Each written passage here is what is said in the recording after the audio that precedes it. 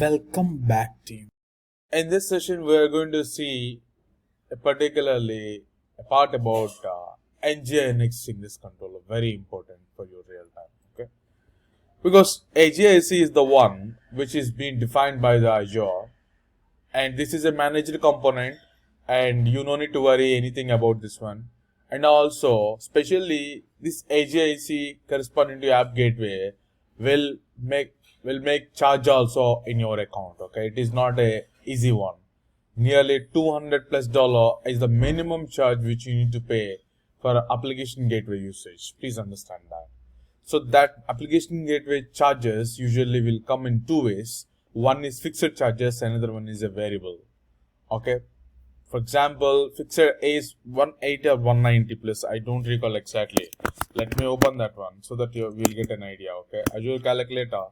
So whenever you get any doubt, you just go for the Azure pricing calculator. Okay.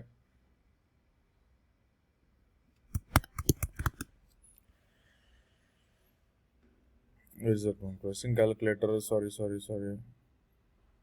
think they changed the URL or what? It should come easily by saying this one. Okay, let me type differently. App gateway pricing. Okay, let me go in this way. Azure app gateway pricing. Okay, click on this link. Yeah, you can see something like this. Okay, here you can go here, team. We can select your corresponding to your area, which is a Southeast Asia. I'm just selecting here for my case. Okay, so Southeast Asia, I'm just selecting. Corresponding to the US dollar, I'm just selecting, for example. You can see one is a fixed, another one is a capacity unit, and also application gateway. V2 application gateway, V1 application gateway for containers, which is in preview. Never care, don't care about this one. Fixed one, see, this is per hour cost for you. If you take a firewall also, I think our charge will be little more, very costly. And capacity unit, if you see, per capacity unit per hour. So what is this capacity unit means, team? So number of instances, I can say it's a number of instances. See, sometimes if your load is too high, obviously you need to scale it up, no? So then you need to pay for more, but because of you scaled up. So that is what exactly the capacity unit here. So point to be noted here, application gateway architecture is a little bit costly one only. But I'm going to give you one best architecture which you can refer.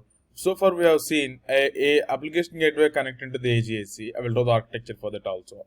But I'm going to draw the another architecture, especially for application gateway connecting to the NGINX ingress. NGINX ingress is connecting to your services. That's the best case which you can use in real time. Okay. So for example, let me take this diagram on. Okay. Let me take this diagram as it is, team. Okay. So that it will be helpful for me to just refer our architecture also. Okay. Just go there and just keeping here, and especially I'm just pasting that one. Okay. Just drag this one to the bottom. Okay. Awesome, team. Okay, just keep this one as it is. I'm just reducing the size a bit so that I think you can understand easily the connections and all. Okay, I'm just removing one sort of.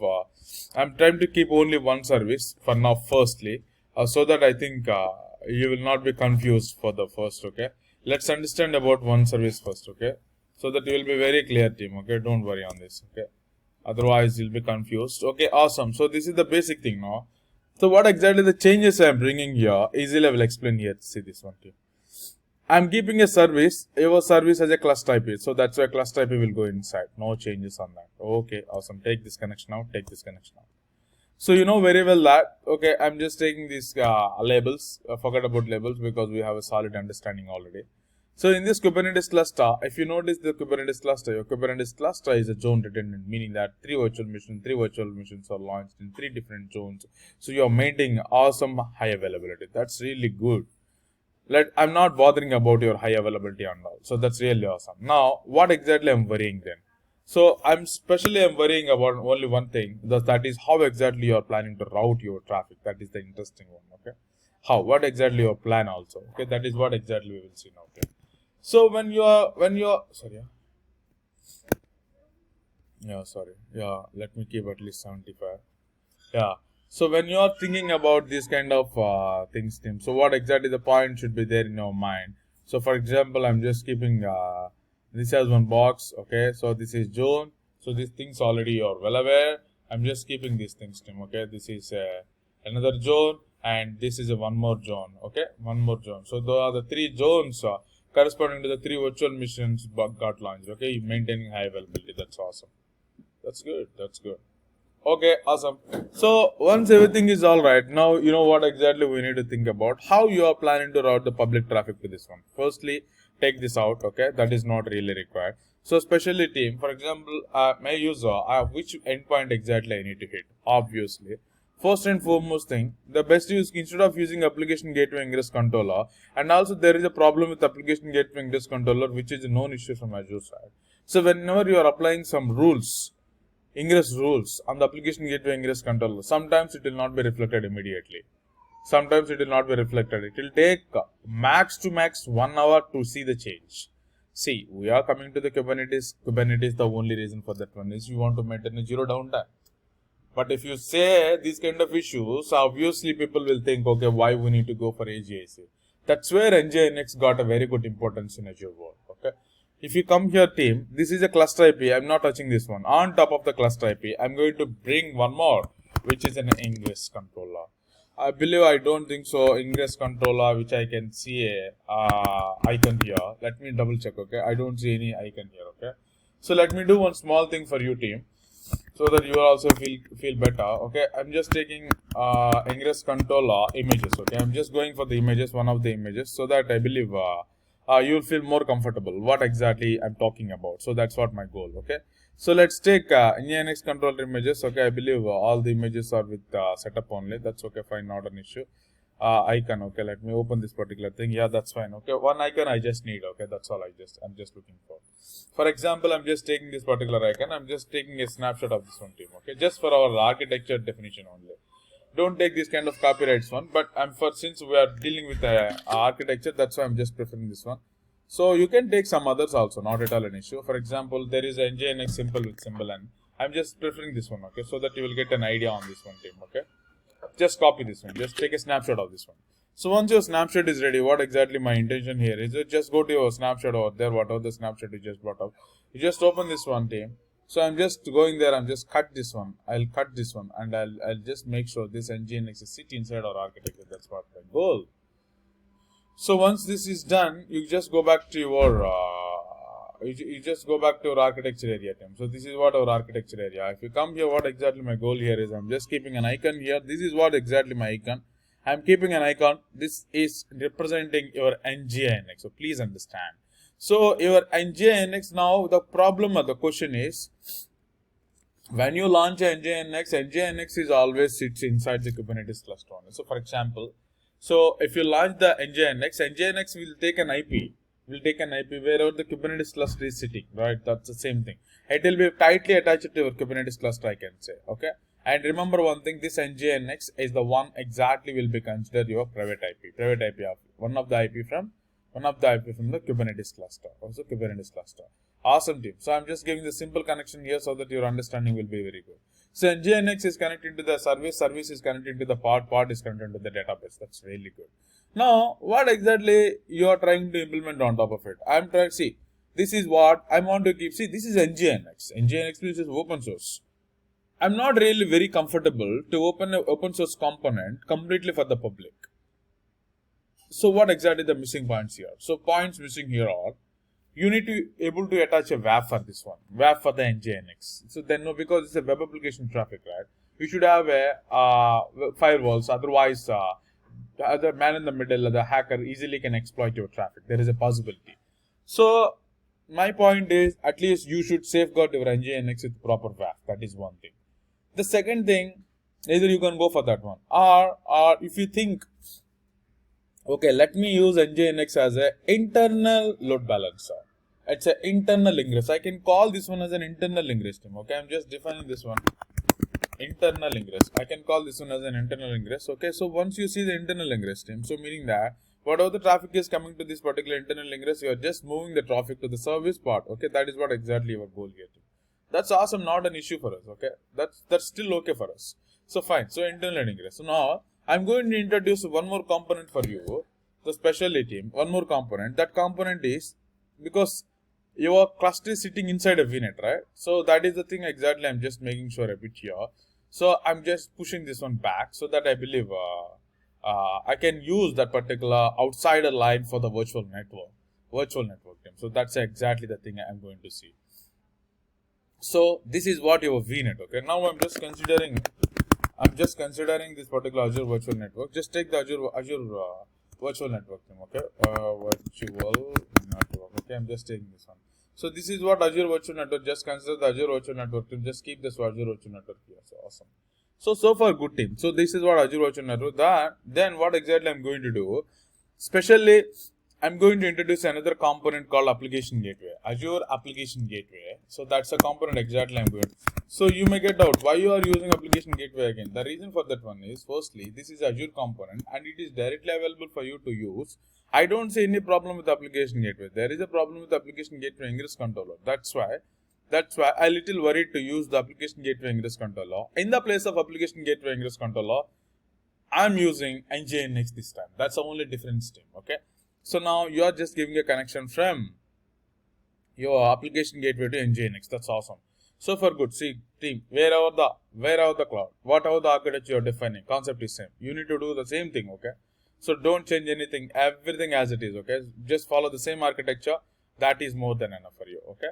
So what I'm telling, for example, if you go to some other cloud environment where you can see instead of application gateway, then for example, if you go to the AWS cloud, there you can see application gateway load balancer instead of application gateway. So that's the only difference. You need to use that one instead of using this case. That's the only difference. You need to think like that. Okay. If you go to the GCP, you need to use a corresponding load balancer, but the architecture must be same. Okay. No difference. This is the best one which you can refer always.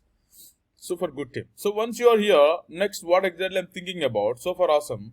So now I'm just coming to the public point of view. Now I'm going to talk about few other things here. For example, team. For example, whenever you are hitting your endpoints, especially for the public, always you need to be very clear on your traffic should be HTTPS. The point number one, HTTPS. Okay, this time. And also you should use a domain name. You should not export any port for that. That's a basic rule. Agree? For example, https://flipkart.com, https amazon.com. Right? You're seeing a HTTPS protocol with a domain, right? That's what exactly I'm talking about. That's awesome.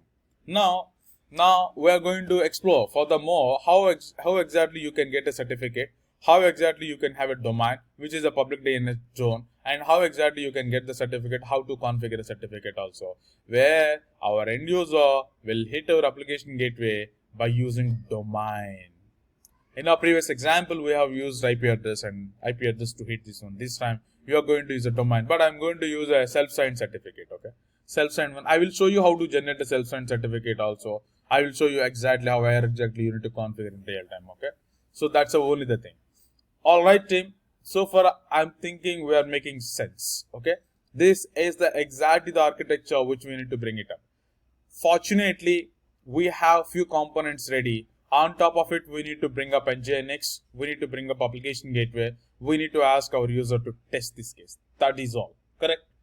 An interesting one I'm going to tell you now. I'm going to do this particular setup completely NGINX, service, middleware parts, everything I'm going to do especially in a separate namespace, not in the default one.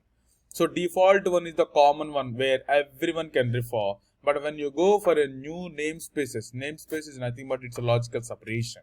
So if you go for the namespace, always it would be really good for you to maintain your security policies also in future. Okay. Alright team. Now to implement this one, what exactly we need to do? Let's go back to our portal, okay? So let's go there, let's switch on our missions one by one, okay? Firstly, I'm going there, I'm just switching on the mission. AKS-7AM is the one thing, I'm just switching on this one. So firstly, just do this one. Alright, and once this is been switched up, then you go there and switch on the database also. So my database is also on. Two things are on already. And my VM is already on, so which you're going to use as a jump host. That's awesome. So far clear team. So these two things are already on. Those two are exactly the things required for us. And especially once you logged into the virtual machine, I'm logging into the virtual machine. This is what my virtual machine I logged in already. Okay. So firstly team, what exactly you need to do? Let me tell you. So firstly, our job here is let's go one by one, step by step. Okay. So firstly, what you need to do team? First you should understand, is there any Sorry, yeah. So first you should understand, is there any, I'm just cleaning the resources if anything is there inside your Kubernetes cluster.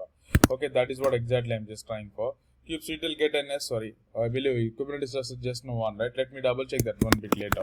So what exactly you need to double check here, team? First, step number 1, you need to make sure, is there any IP address is free for internal NGINX or not? Step number 1. So any internal IP availability. Even you can go for direct submission also. It will just bring some whatever is available. But if you want to dedicatedly give any kind of IP address, you can reserve that. Okay, you can reserve that. So for that one, what exactly we need to do, team? So what are the thing? I am just keeping a step here. For that one, you need to use a command. So I'm going to bring that particular command for you, so that I think you will feel more comfortable. So I'm just bringing up the command here. Okay, I'm just pasting the command also here. Okay, so this is the command exactly you should use, team. If you use this command, az network vnet, this is what exactly our especially vnet name. Sorry, this is vnet name, and this is what exactly your resource group name. That's all. Only two things. VNet name and the resource group name. So those two things you need to fill, and you need to play with this one. That's all, team. Okay. So for example, now I'm going to simulate this case. Okay. So let this particular Kubernetes cluster to be on. Okay. Just focus for the next 30 minutes, team. Okay. It will be clear. So for example, kubectl get svc. Okay. I think still the Kubernetes cluster is not on. So step number 1, we are going and we are identifying, is there any IP is free to use or not. So that's the first thing, team. Okay. So once that task is done, what is my next step? So once the task is done, what you need to do, you need to install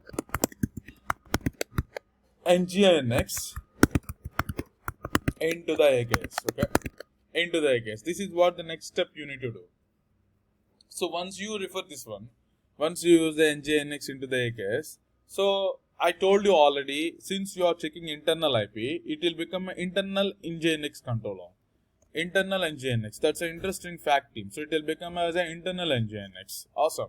So once it becomes as an internal NGINX, now what is exactly your goal here is, so now you are going there, you are simply installing NGINX into the virtual machine, into the Kubernetes cluster.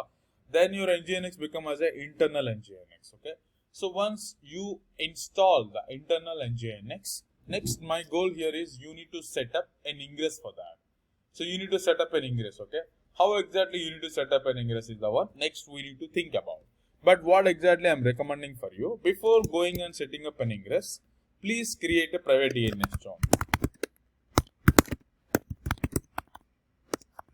Private DNS zone creation. I will tell you why we need to create a private DNS zone. It's a very interesting explanation also, you will understand.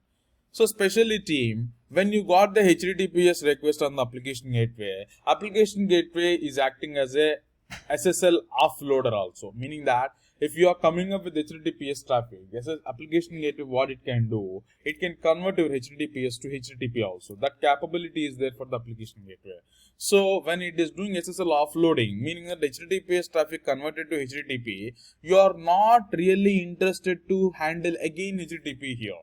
You know what will happen? It is already handling SSL offloading here. If you again handle SSL offload here, it will waste of time. It will create a waste of time for you. Again, it will impact your latency also. So the interesting fact here is, especially in the internal NGINX, because it's already internal, you don't need to consider really HTTPS traffic here. You can proceed with the HTTP traffic. That's more than enough thing. That's what exactly I'm telling. Here HTTPS traffic, which converts HTTPS to HTTP. Here only HTTP traffic. That's the only difference I'm trying to highlight. Okay. So this is acting as a SSL offloader also, and this is handling only HTTP traffic only. Please understand. Okay. So private DNS zone creation. Why we are creating a private DNS zone? Once you create a private DNS zone, what exactly we are going to do? You'll add a record of NGINX internal and NGINX address to the domain. I'm going to create one domain here, team, which is called tracker UAT dot cloud learning dot link. Okay, .link. You know one thing, so cloud learning .link is the domain which I am already holding. I have this domain. I am the owner of this domain, cloud learning .link. I'm just creating one private DNS zone for my domain. It's a private DNS zone which is only limited to you. Okay, only limited to your virtual network. Okay, no one can see this one. Okay, please understand. So once you are done with this thing, team, so you added a record. That's awesome. So private DNS zone created, you added a record. So your task is done. Now we are going to submit our internal ingress. Okay, you need to submit your internal ingress. Okay, what is your internal ingress, team? So submit the internal ingress to ingress resource. Okay, resource to AKS. Okay, I'm submitting the internal ingress to submit to AKS. So now you know what will happen. So when you form this one, you submitted the routing rules. That's what exactly you submitted at the moment. So once you submitted with the routing rules, next we are very much, this is what exactly you need to think about your internal NGINX team. That's awesome. Okay. Thank you for the session. See you in the next part.